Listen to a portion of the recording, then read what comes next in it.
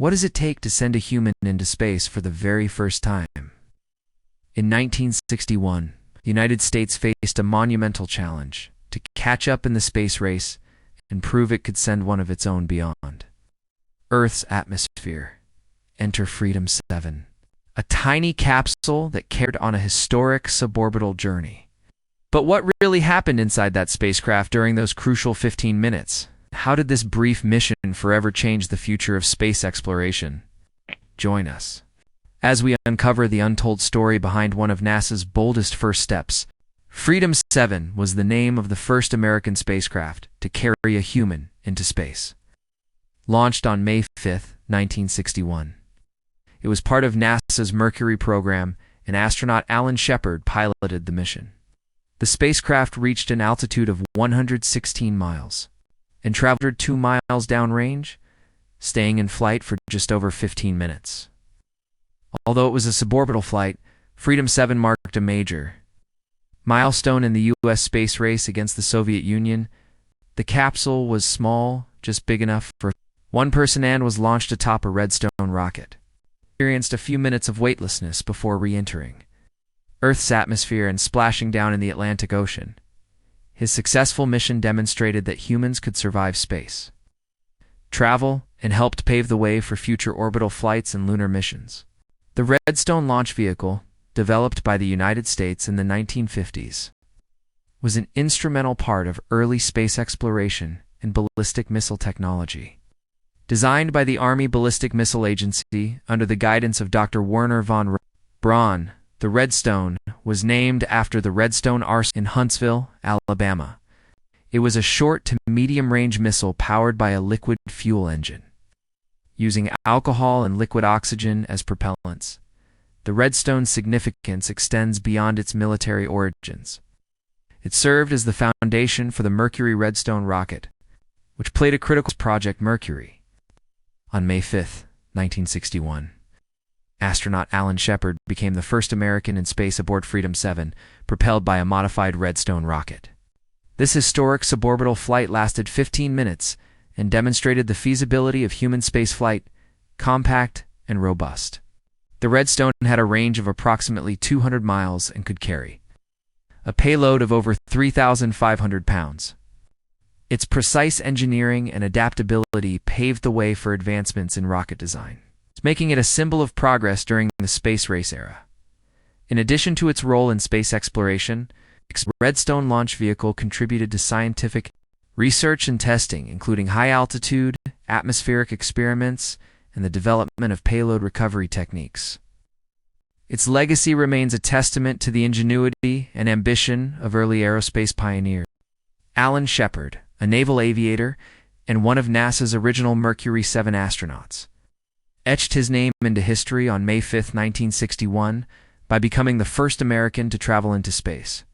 His spacecraft, Freedom 7, soared to an altitude of 116 miles above Earth, suborbital flight lasting just over 15 minutes. Though brief, this mission was a monumental achievement during the Cold War, proving America's capabilities in the space race against the Soviet Union. Shepard's journey was not only a technological triumph, but also a symbol of human courage. Tiny capsule atop the Mercury-Redstone rocket, he endured cramped conditions and the intense courses of liftoff with unwavering resolve. His iconic words, "Let's light this candle," spoken moments before launch, reflected his bold and pioneering spirit after his historic flight. He served NASA and later became the 5th person to walk on the moon during the Apollo 14 mission in 1971. As a result of Apollo 14, he ended up being the only Mercury astronaut to walk on the moon. Furthermore, because he liked golfing, he took a golf club and golf balls to the moon. Consequently, he became the first person to hit a golf ball on the moon. He remains a legendary figure, embodying the spirit of exploration and the pursuit of the unknown.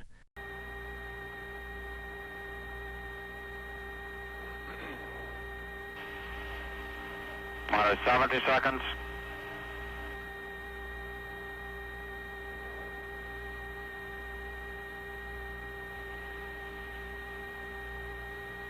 T minus 1 minute. And 1 minute and counting. Roger.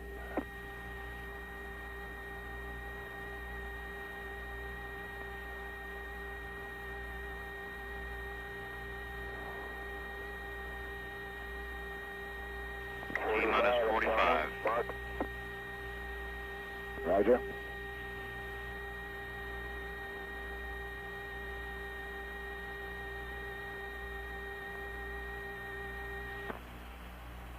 Firing command. 30 watt. Hey, Roger. 30 Periscope seconds. has retracted. That's confirmed periscope pickup. Rain bus 24 volts, 26 amps.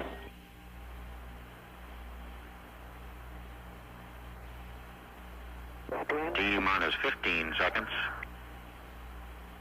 T-minus 10, 9, 8, 7, 6, 5, 4, 3, 2, 1, 0.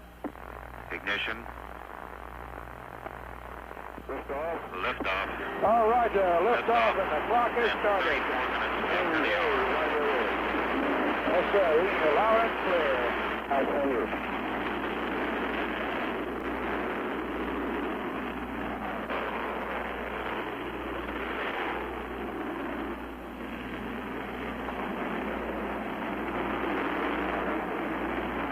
This is Freedom 7. The fuel is go.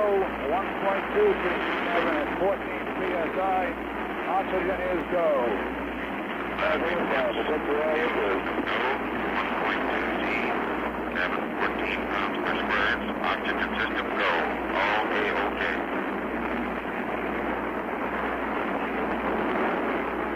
Freedom 7 is still go. Freedom 7 is still go. The trajectory is A-OK.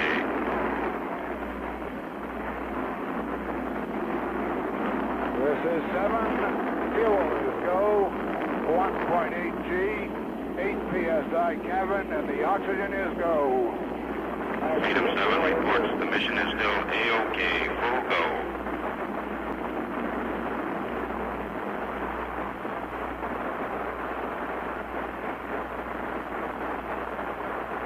Cabin pressure is holding at 5.5. Cabin holding at 5.5.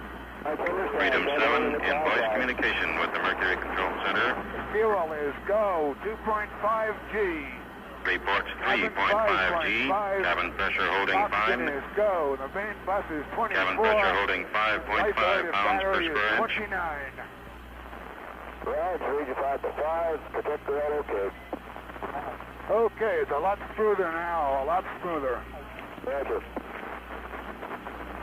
The flight trajectory is still A-OK. The pilot is in good voice communication with Mercury Control. 7 here. Fuel is go. 4G. 5.5 cabin. Oxygen go. All systems are go. Freedom 7 with astronaut Alan B. Shepard reports the fuel system is go. 4G. 5G. Cabin 5.5 pounds per square inch. Oxygen go. All systems go. Cut off. Tower jettison green. All right, now. Pilot reports Yes, tower sir. jettisoned. Astronaut Gas A-OK. is green. Periscope is coming out. And the turnaround has started.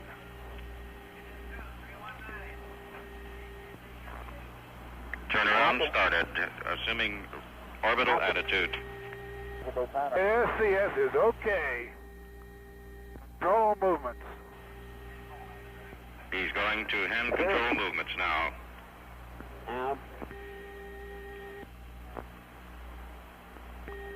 Okay, switching to manual pitch. Switching to manual control of the pitch attitude.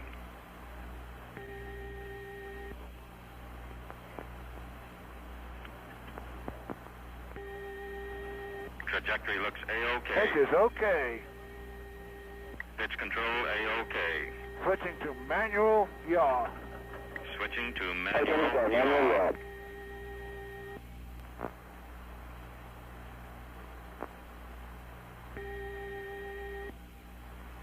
Medical monitor in Mercury Control reports Yaw is pilot's okay. condition appears to be Switching excellent. manual roll. Taking over manual control of the roll attitude. Roll is okay. Roll okay, let's go to it. Roll is okay. On the periscope. What a Working beautiful now. view. What a beautiful view. Cloud It is a cover boat. over Florida. 3 to 4 tenths near the eastern coast. Obscures up through Hatteras.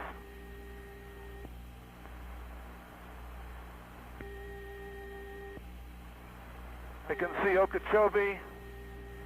Identify Pilot reports Andros 3 Island. to 4 tenths cloud cover Identify along the the reef. eastern coast of the United States, obscuring the eastern coast up through Cape Hatteras.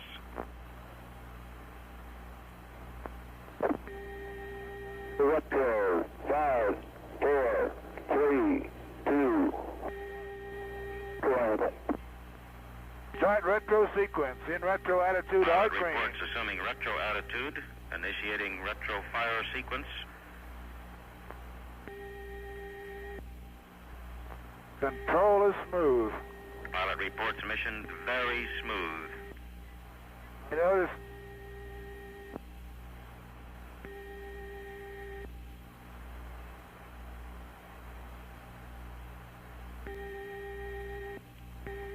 Retro 1, Retro rocket number 1 has fired. very smooth. Retro 2, Retro number 2 has fired. Retro 3, Retro number 3 has fired. all 3 retros are fired. Okay, 3 retros have fired. Retro jettison is back to arm. The booster. Preparing to jettison the retro negative. rocket pod. We are still receiving excellent voice communication from the pilot. Switching fly-by-wire. Medical monitor reports everything A-OK in the cockpit.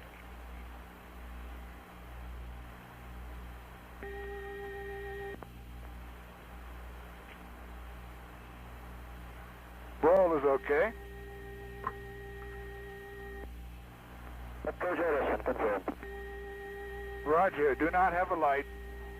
The retro rocket packet has jettisoned. The retro rocket packet I do has not been have a jettisoned. light. I see the straps falling away. I heard a noise. I will use override. Override used. The light is green. Oh, Roger. The mission is now 6 minutes and 40 seconds old. Astronaut Alan B. Periscope is Shepard is still retracting. talking to us, working like a test pilot, reporting on facts fly-by-wire, and going figures, to reporting re-entry procedures attitude. in the precise engineering manner of a test pilot. Roger.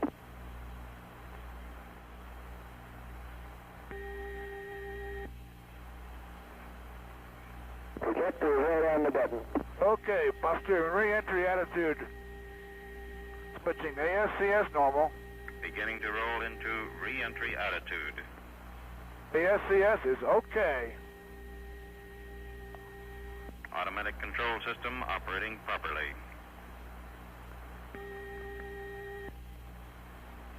Switching HF for radio check.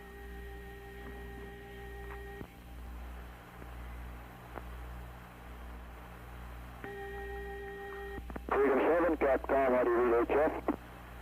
Roger, reading you loud and clear, HF, decom me.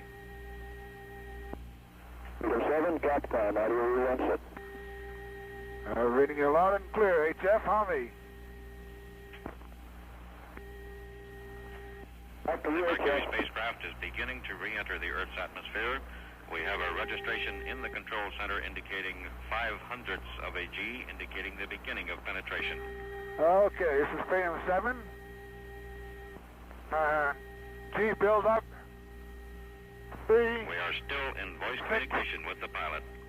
9. 9G coming down. Okay.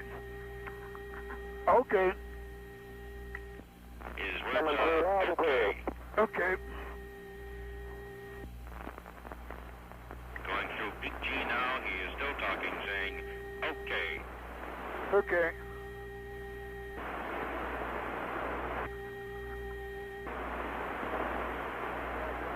This is 7, okay. All data here at the Mercury control 45,000 center feet at this now. time is excellent. 40,000 feet. I'm back on ASCS.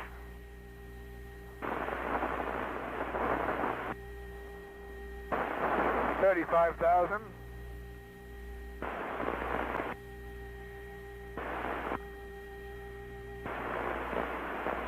$30,000 feet. Pilot reports 30,000 feet on the way down. Capcom, how do you read now?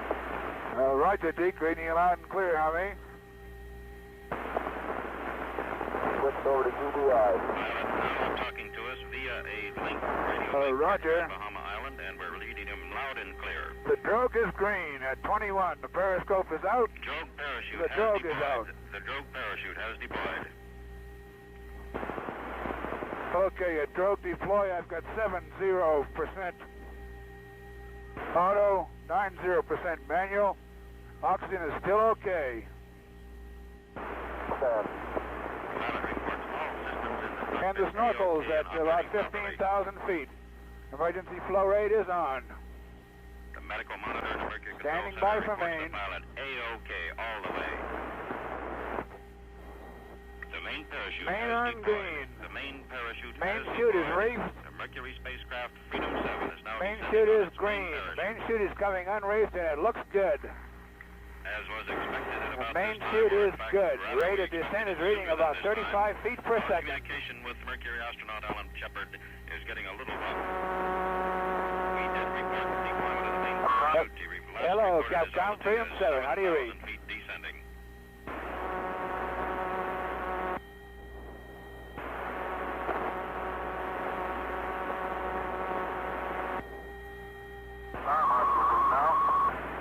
Hello, card file 23. This is Freedom 7. Do you read? Freedom 7, this is Indian Capcom. Do you read me? Affirmative, Indian Capcom. Let me give you a report. I'm at 7,000 feet. The main chute is good. The landing bag is on green. My peroxide has dumped. My condition is good. Roger, Freedom 7. I understand you're at 7,000 feet. Your main chute is open. Your landing is good. Over. That is affirmative. Please relay.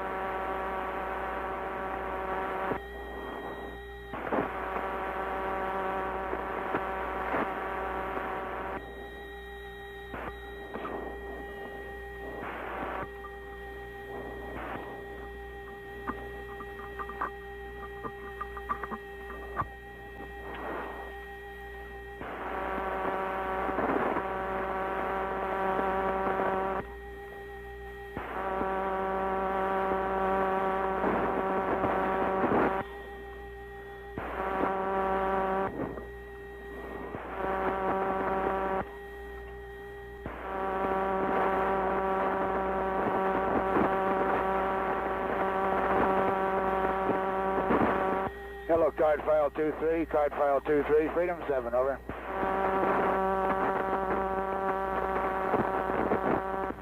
Freedom 7, Freedom 7, this is card file 23, over. This is 7. Relay back to Capcom, please. My altitude now 4,000 feet. Condition as before. The main chute is good. The landing bag has deployed. The peroxide has dumped. All right, got the stand. Roll. Relay.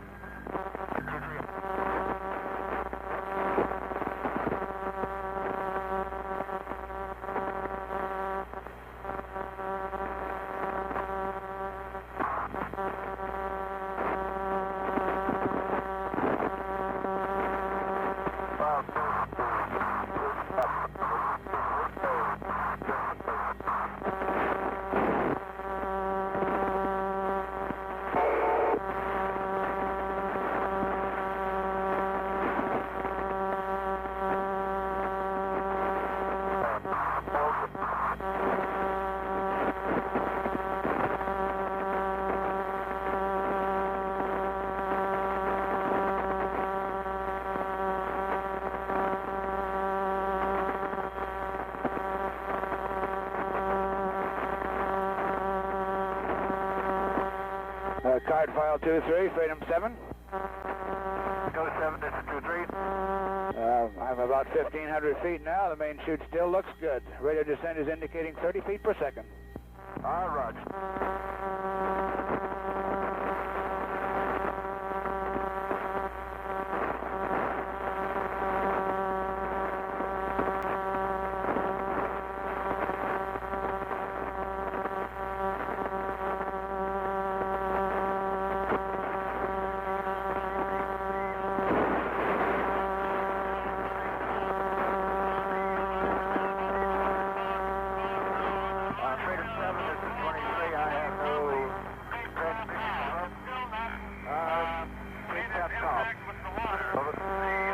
Roger.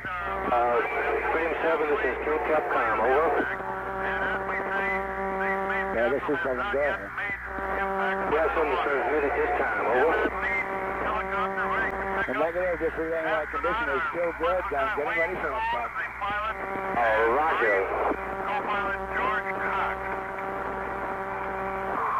We're now probably no more than 3 miles away from the parachute. It's becoming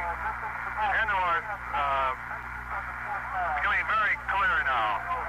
It's very possible that the carrier will be right close to the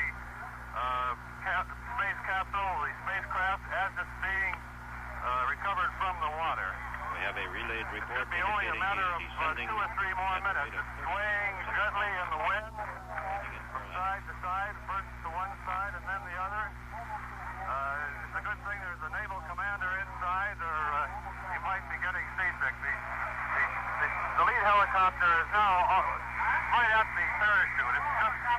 They are now hovering over the parachute and will be ready to pick him up out of the water almost immediately.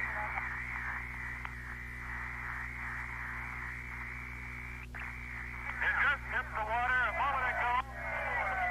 A cheer went up from the ship company watching here from all decks on the aircraft carrier.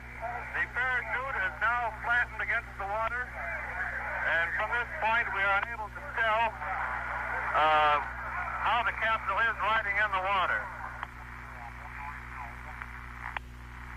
It's too low in the water to tell just how the capsule is riding in the water, but there are 4 or 5 helicopters in the near vicinity. The lead helicopter, number 44, is now right over the capsule.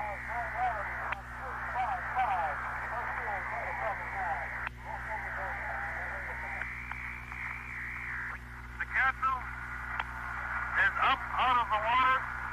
They have the carrier, the helicopter has hooked onto the capsule. Correction, the capsule is still floating in the water. As the helicopter hovers overhead to hook onto the capsule.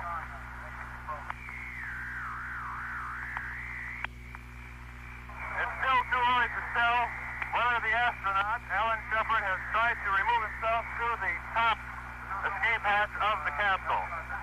He may elect to stay in the capsule and ride back to the carrier in the capsule. Then again, if he has removed himself from the capsule, he can be lifted into the helicopter to ride back probably a little more comfortably.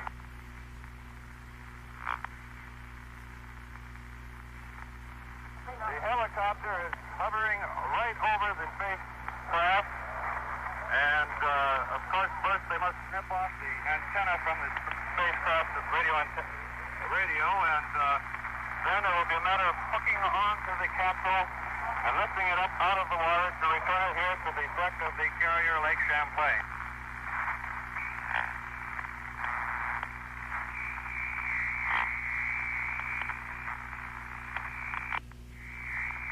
The helicopter is lowering the swings. The astronaut is out of the capsule.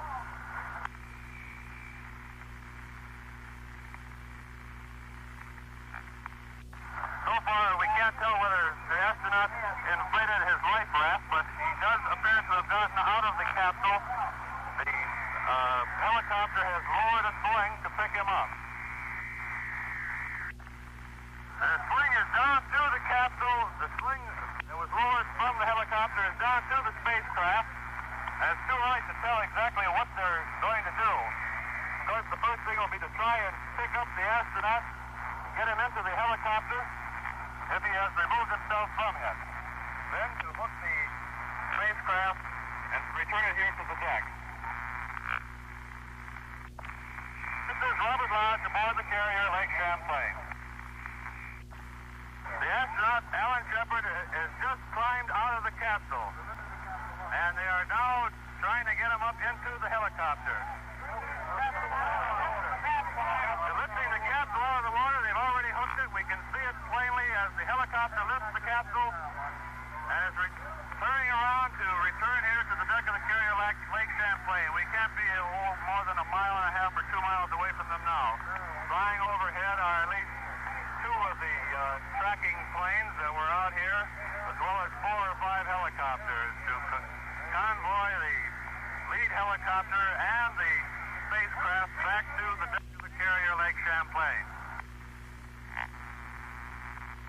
The crew of the carrier is jammed onto the flight deck behind a barrier, waiting for the astronaut to return to welcome him aboard. They would have been very disappointed if one of the other ships had picked up the astronaut.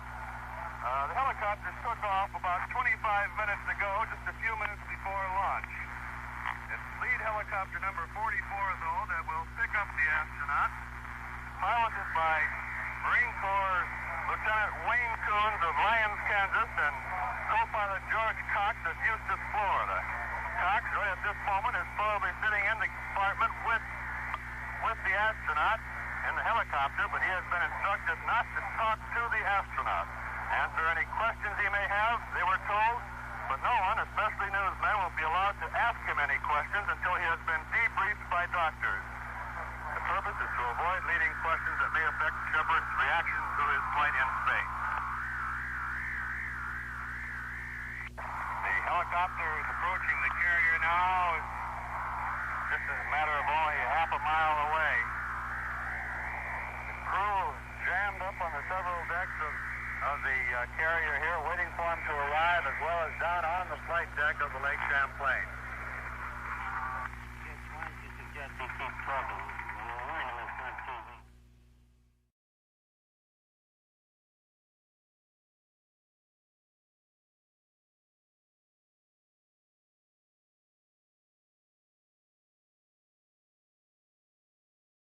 Freedom 7, the space capsule that carried astronaut Alan Shepard into history on May 5, 1961, represents a pivotal achievement in the United States' early space exploration efforts.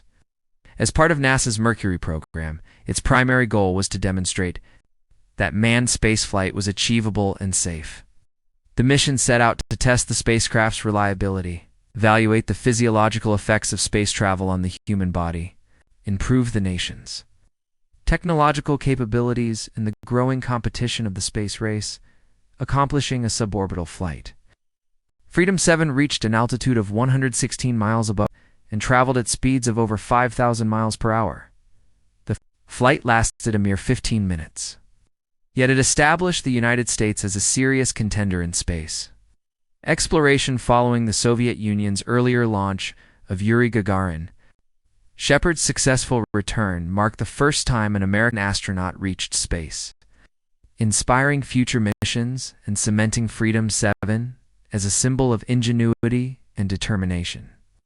The mission's success laid the groundwork for subsequent ventures, ultimately leading to the Apollo moon landings and, in conclusion, Freedom 7, the spacecraft that carried Alan Shepard on the first American crewed spaceflight in 1961. Marked a monumental achievement in the history of exploration. As a part of NASA's Mercury program, it demonstrated the feasibility of human space travel and showcased the United States' commitment to advancing scientific and technological boundaries. Though the flight lasted only 15 minutes, its impact was profound. It's paving the way for future missions and igniting the nation's enthusiasm for space exploration. Freedom 7 remains a symbol of innovation, courage, and the limitless potential of human endeavor.